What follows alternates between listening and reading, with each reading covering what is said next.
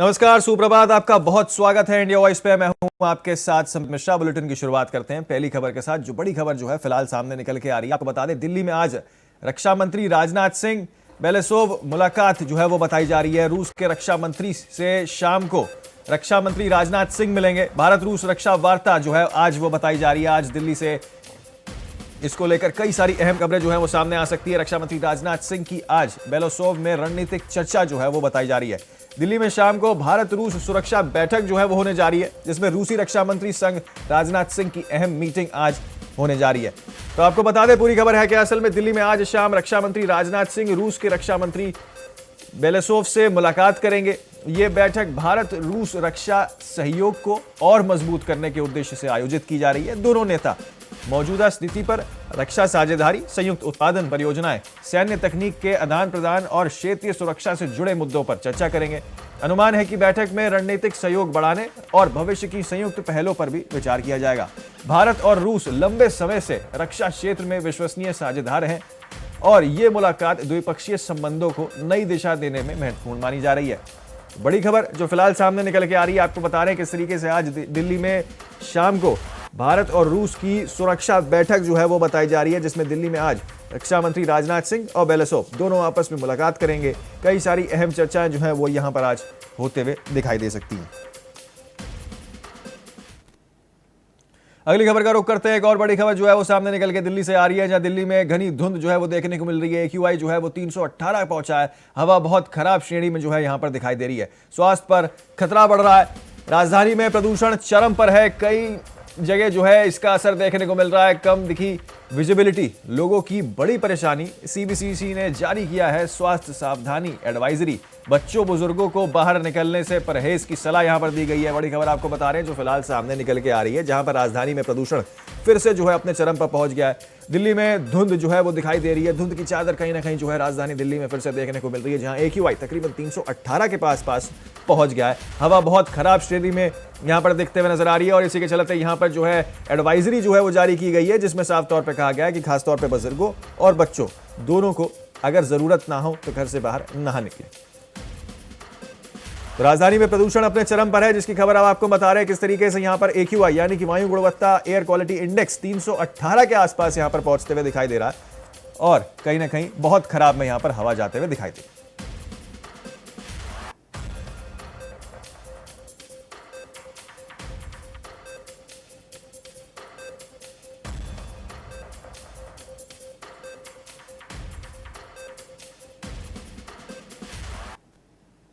अगली खबर का रुख करते हैं। छत्तीसगढ़ के मुख्यमंत्री विष्णुदेव साय ने मोहला मानपुर चौकी में आयोजित जनजातीय गौरव दिवस और प्रतिमा सम्मान समारोह में शामिल होकर सभा को संबोधित किया। उन्होंने आदिवासी समाज के विकास और कल्याण की सरकार की प्रतिबद्धता दोहराई है। साथ ही 475 करोड़ रुपए से अधिक के विकास कार्यों का भूमि पूजन और लोकार्पण भी उनके द्वारा किया गया। उन्होंने बताया कि केंद्र और राज्य सरकार आदिवासियों को मुख्य धारा में शामिल करने के लिए सभी सुविधाएं सुनिश्चित कर रही है। उन्होंने पुरानी पीढ़ियों की मेहनत को नमन करते हुए कहा कि नई पीढ़ी को शिक्षा और अवसर से सशक्त बनाएंगे। सुनिए।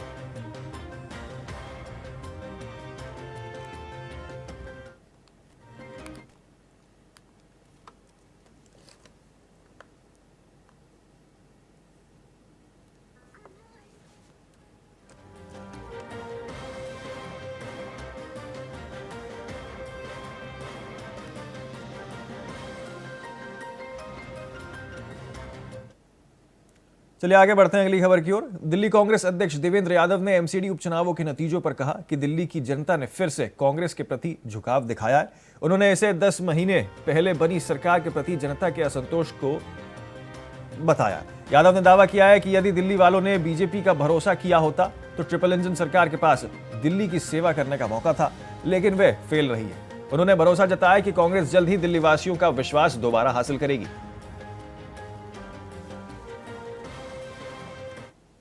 मुझे खुशी है कि दिल्ली की जनता ने एक बार पुनः कांग्रेस का तरफ अपना रुझान दिखाने का काम किया है और उसमें भी विशेष रूप से धन्यवाद करना चाहता हूं जो गरीब तबका है, जो पिछड़ा है, जो दलित है, माइनॉरिटीज हैं, उन्होंने विशेष रूप से कांग्रेस की तरफ अपना रुझान दिखाने का काम किया है। तो मैं दिल्ली की जनता का धन्यवाद भी करता हूं और साथ साथ मुझे ये महसूस भी होता है कि ये रेफरेंडम उस बात का भी है कि 10 महीने पहले जो सरकार बनी थी उसको लोगों ने नकार दिया है। उनकी जहां 9 में से 7 सीटें ही अब इस बार वो जीत पाए, वहीं उनका वोट शेयर भी घटा है। और इसी प्रकार से आम आदमी पार्टी ने भले ही सीट अपनी 3 जीत ली, लेकिन 8% वोट कम देना दिल्ली की जनता का भावना को दर्शाता है। मुझे पूरा विश्वास है दिल्ली की जनता का विश्वास हम जीतने में निश्चित ही कामयाब होंगे और आने वाले समय में समस्याओं को दिल्ली के लोगों की और मजबूती के साथ रख पाएंगे। देखिए, अगर दिल्ली की जनता भारतीय जनता पार्टी पर विश्वास करती तो आज जब ट्रिपल इंजन उनके पास है, दिल्ली की जनता की सेवा कर सकते थे। कहीं ना कहीं वो फेल हुए हैं। वही बड़ा कारण है कि आपके वोट शेयर भी कम हुए और इसके साथ साथ सीट भी कम हुई है। आप याद कीजिए, जब ये बाई इलेक्शन में गए तब तक 9 सीटें आपके पास थी, अब 9 में से 7 सीटें रह गई हैं।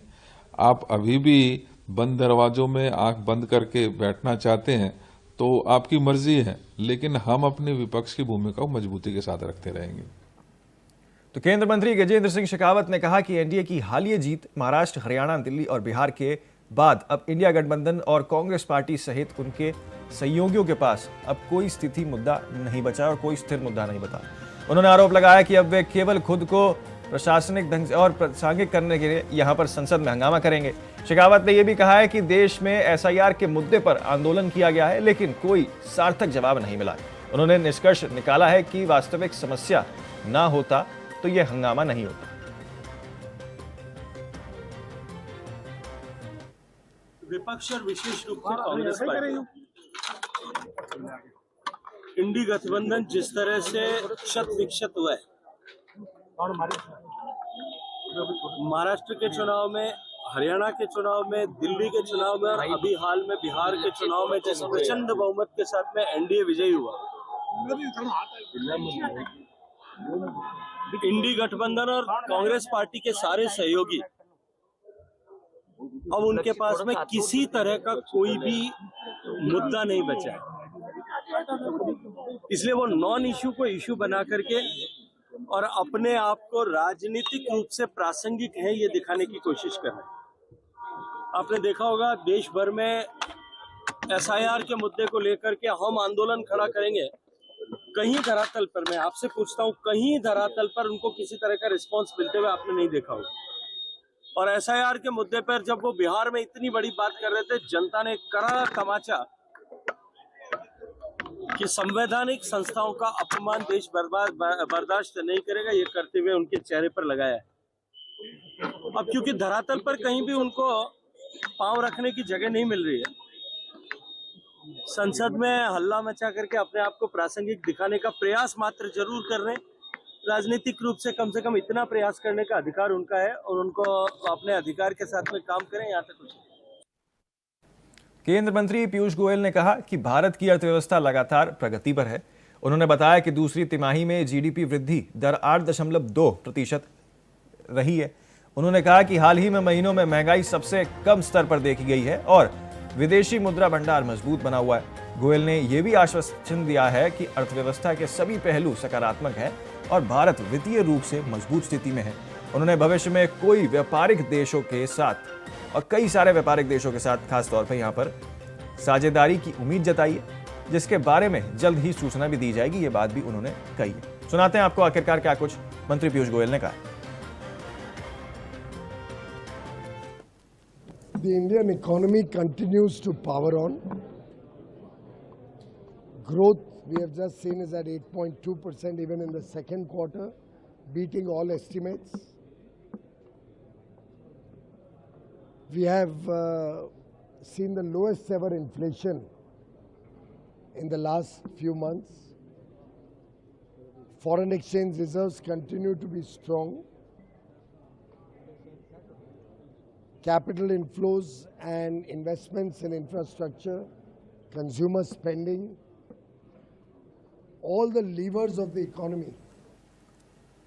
तो अलीगढ़ के राजा महेंद्र प्रताप पार्क में हिंदूवादियों ने बच्चे सहित 3 महिलाओं को संदिग्ध गतिविधियों के साथ आरोप में पकड़ लिया। आरोप था कि महिलाएं पार्क में नॉनवेज पकाकर बेच रही थीं और रोहिंग्या समुदाय से होने की आशंका यहां पर जताई गई है। सूचना मिलने पर पुलिस और थाना सिविल लाइंस के अधिकारी मौके पर पहुंचे और महिलाओं और बच्चों को हिरासत में लिया। पूछताछ के दौरान महिलाएं संतोषजनक जवाब नहीं दे सकीं। आपको बता दें कि पुलिस मामले की जांच कर रही है और आरोपी महिलाओं के साथ बच्चों की सुरक्षा तथा पहचान की पुष्टि भी की जा रही है। घटना ने स्थानीय लोगों में चिंता और सख्त निगरानी की आवश्यकता को उजागर कर दिया।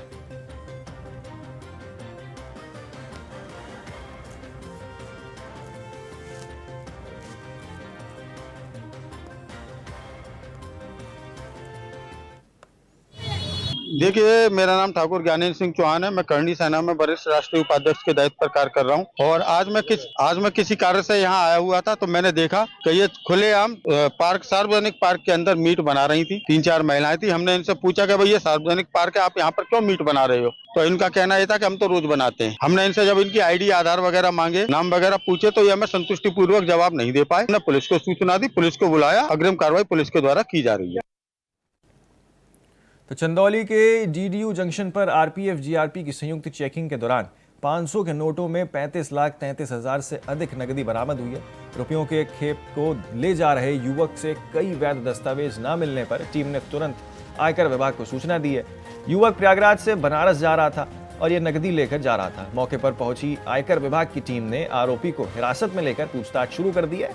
बरामदगी यहाँ पर जो है पैदलगामी पुल क्षेत्र के गश्त के दौरान हुई है।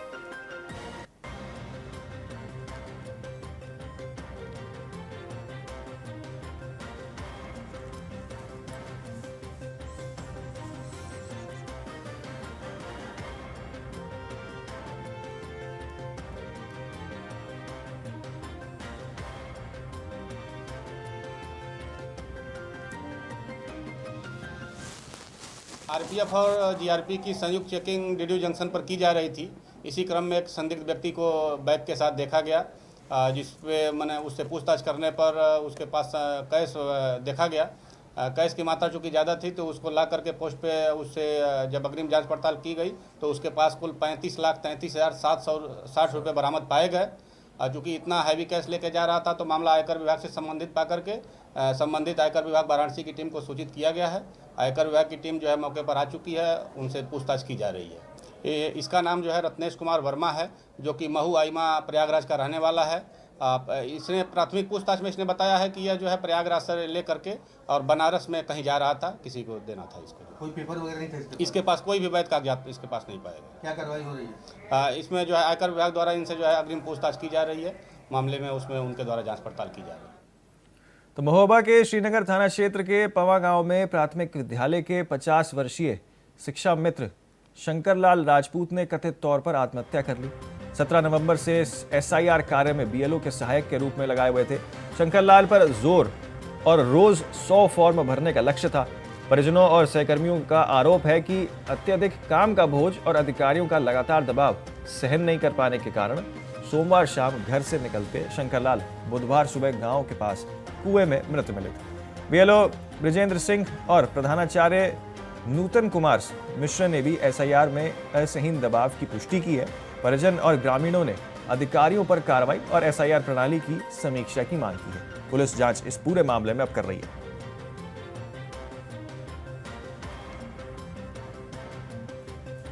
तो एसआईआर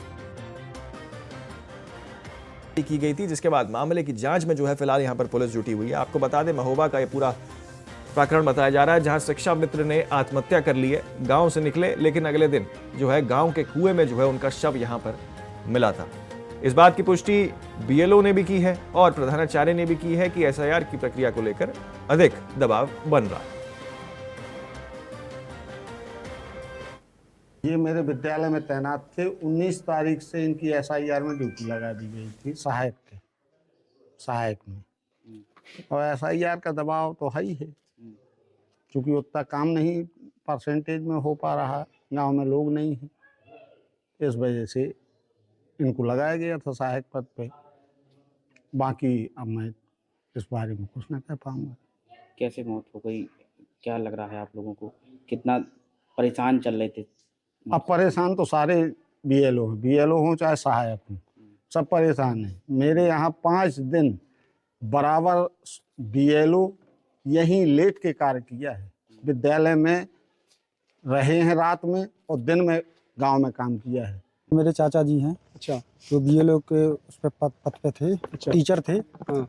तो शनिवार से ये डिप्रेशन में थे और काम करते करते सुबह से लेकर शाम तक काम करते थे और बहुत ज़्यादा परेशान थे। शनिवार से पता नहीं चला इनका, 1-2 दिन इधर उधर रहे। इसके बाद सोमवार से कोई पता नहीं चला और ये काम से सबसे ज़्यादा परेशान थे। घर पे भी इन्होंने बताया है कि मैं इस काम से बहुत ज़्यादा परेशान हूँ। सुबह से शाम तक काम करते थे, रात में भी काम करते थे, इसकी वजह से बहुत ज़्यादा परेशान थे। कभी जिक्र किया इस बात का? हाँ, जिक्र किया है उन्होंने। क्या बोलते थे? घर में यही कहते थे कि मुझे बहुत ज़्यादा काम है, बहुत परेशान रहता हूँ उस काम से। अभी तक बीएलओ का काम करते रहे। हाँ। तो उसी से लेकर परेशान थे। अच्छा। क्योंकि सुबह 6 बजे से वो द्वारे में बैठ जाती थी कागज लेके और जो गांव के लोग हैं तो ज़्यादातर भी पहचानते हैं तो उन्हीं के पास आते थे लोग। तो वो इतने ज़्यादा परेशान थे कि रात न दिन खाना नहीं खा पाते थे सुकून से। क्या ऊपर से प्रेशर। तो उन्होंने शनिवार तक तो काम किया है, रविवार को। इसके बाद सोमवार को वो शाम से लापता है। घर से ये कह के गए थे कि मुझे कुछ कागज रह गए हैं वो भर आए, ऑनलाइन करेंगे। फिर इसके बाद तो उसी शाम से नहीं मिले। तलाश नहीं, कुछ नहीं की जब लापता? हमने उसी शाम से तलाश रहे हैं, जहाँ जहाँ गए वहाँ यही मिला कि यहाँ नहीं आए। शंका क्या हो रही है? शंका ये हो रही है कि उसी टेंशन की वजह से उन्होंने आत्महत्या की। कौन टेंशन? ये ऐसा यार बीएलओ जो ऊपर से प्रेशर था। हाँ। उसी वजह से काम का। तो मुख्यमंत्री डॉक्टर मोहन यादव आज भोपाल के बड़े तालाब स्थित बोट क्लब पर 20 आधुनिक शिकार नावों की शुरुआत करेंगे। सुबह 9:30 बजे आयोजित ये कार्यक्रम झीलों की नगरी भोपाल के जल पर्यटन को नई दिशा देने वाला साबित होगा। कश्मीर की डल लेक झील जैसा अनुभव अब राजधानी में भी उपलब्ध होगा, जिससे पर्यटक की राष्ट्रीय स्तर पर नई पहचान मिलेगी। कार्यक्रम में विधानसभा अध्यक्ष नरेंद्र सिंह तोमर भी उपस्थित रहेंगे। विशेष बात यह है कि प्रदेश में पहली बार इतने बड़े स्तर पर पर्यावरण सुरक्षित आधुनिक शिकार नाव का संचालन हो रहा। ये नावें फाइबर रिफाइनमेंट और नॉन रिएक्टिव सामग्री से बनाई गई हैं, जो पानी की परिस्थितियों को सुरक्षित भी रखती हैं। पर्यटक न केवल शिकार राइड का आनंद ले पाएंगे, लेकिन इसी के साथ शिकारा राइड का भी इसी के साथ आनंद ले सकेंगे। तस्वीरों के माध्यम से मैं आपको दिखा रहे हैं किस तरीके से यहाँ पर कश्मीर के डल लेक जैसा माहौल एक राजधानी भोपाल में भी तैयार करने का सरकार प्रयास कर रही है। बल्कि वर्ल्ड चेकिंग, स्थानीय हस्तशिल्प, ऑर्गेनिक उत्पादों और एमपी के व्यंजनों का स्वाद भी यहाँ पर अनुभव किया जाएगा। बड़े तालाब का बोट क्लब अब नए आकर्षक शिकारा अनुभव के लिए भी पूरी तरीके से तैयार है।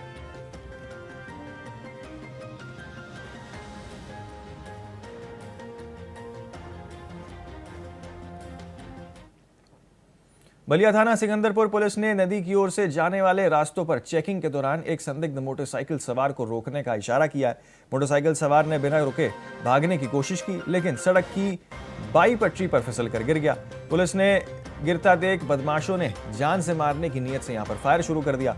पुलिस ने आत्मरक्षा जवाबी कार्रवाई करने के लिए यहां पर बदमाशों के दाहिने पैर पर गोली मार दी। पुलिस पूछताछ में पता चला है कि घायल बदमाश ब्रजेश मोहम्मदपुर थाना गोसी मऊ का निवासी है और दिनांक 3 दिसंबर को वे पिकअप के गोवंश लादकर वध के लिए ले जा रहा था, जहां उसका एक साथी गिरफ्तार हो गया था और ब्रजेश मौके से फरार हो गया था। घायल का इलाज वर्तमान में सदर अस्पताल बलिया में चल रहा है। पुलिस ने घटनास्थल से और जानकारी जुटाकर कार्रवाई शुरू कर दी और जारी रखी है। अपराधियों के विरुद्ध की जा रही प्रभावी कार्रवाई के क्रम में आज सिकंदरपुर पुलिस खरीद से नदी पुल की तरफ जा रहे रास्ते को पर चेकिंग कर रही थी। इसी दौरान एक संदिग्ध बाइक आई, उसको रोकने का प्रयास किया, वो रुक ना करके फिसल कर गिर गया और साथ ही साथ उसने पुलिस पार्टी पर जान से मारने की नीयत से फायर किया। इसी क्रम में पुलिस द्वारा की गई आत्मरक्षार्थ कार्रवाई में एक बदमाश के दाहिने पैर में गोली लगी है। साथ ही साथ पूछताछ के दौरान उसने अपना नाम ब्रजेश पुत्र धर्मदेव प्रसाद, ग्राम मोहम्मदपुर, थाना घोसी मऊ का रहने वाला है। प्राप्त जानकारी के अनुसार 3/12/2025 को आज सुबह एक पिकअप पर कुछ गोवंशीय पशु को लाद कर इसका एक साथी बिहार ले जा रहा था वध करने के लिए। उसको उसी दौरान इसमें पुलिस ने इसके एक साथी को गिरफ्तार किया था। यह मौके से फरार हो गया था। घायल बदमाश के पास से एक 315 बोर तमंचा, एक खोखा कारतूस, एक जिंदा कारतूस, साथ ही साथ एक हीरो स्प्लेंडर मोटरसाइकिल बरामद हुई है।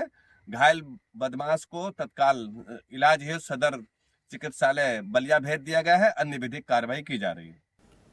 अलीगढ़ थाना टप्पल और स्वाट सर्वेलेंस टीम की संयुक्त टीम ने एक पुलिस मुठभेड़ में 50,000 रुपए का इनामी हिस्ट्री शीटर ओम प्रकाश उर्फ शाखा को घायल करके गिरफ्तार कर लिया है। आपको बता दें 9 नवंबर को थाना टप्पल के हिस्ट्री शीटर अभियुक्त ओम प्रकाश पर मुकदमे दर्ज थे। गिरफ्तारी के दौरान उसने पुलिस टीम पर फायरिंग की, जिसमें आरक्षी देव दीक्षित घायल हो गए थे। घटना के बाद ओम प्रकाश और उसका साथी निशांत फरार हो गए थे। पुलिस को सूचना मिली कि ओम प्रकाश आज थाना टप्पल क्षेत्र में दिखाई देगा। टीम ने उससे पकड़ने का प्रयास किया, जिसके दौरान बदमाश ने जान से मारने की नीयत से यहां पर फायरिंग शुरू कर दी। पुलिस ने आत्मरक्षा जवाबी कार्रवाई की और ओम प्रकाश को घायल कर चिकित्सालय उपचार के लिए भेज दिया। मौके पर फील्ड यूनिट ने रक्षे संरक्षण और संकलन दिया। वर्तमान में स्थल पर शांति है और अन्य विधिक कार्रवाई यहां पर की जा रही है।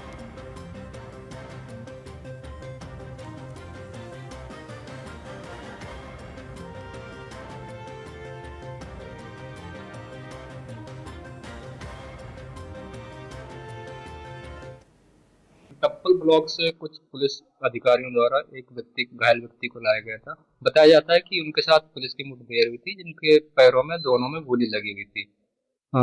घायल व्यक्ति का नाम ओम प्रकाश, 28 वर्ष उम्र थी उनकी, और वो रहने वाले जलालपुर के बताए जा रहे थे। उनके दोनों पैरों का जो इलाज है, पट्टी वगैरह, वो सामुदायिक स्वास्थ्य केंद्र टप्पल में हो चुका था। उनका चिकित्सा परीक्षण भी टप्पल में हो चुका था। यहाँ पर उनके जो है हड्डी रोग विशेषज्ञ के लिए भेजा गया था, जिनके लिए उनको हमने एक्सरे एवं हड्डी रोग के लिए जेएनएमसी को रेफर कर दिया। डॉक्टर गजेश। कंडीशन क्या थी? कंडीशन, दोनों पैरों में चोट लगी हुई थी, पट्टी बंधी हुई थी और वाइटल उनके स्टेबल थे, तो कॉन्शियस थे, भेज दिया गया। तो इस बुलेटिन में फिलहाल के लिए मेरे साथ इतना ही, लेकिन बाकी तमाम खबरों और अपडेट्स के लिए आप बने रहें सिर्फ इंडिया वॉइस के साथ।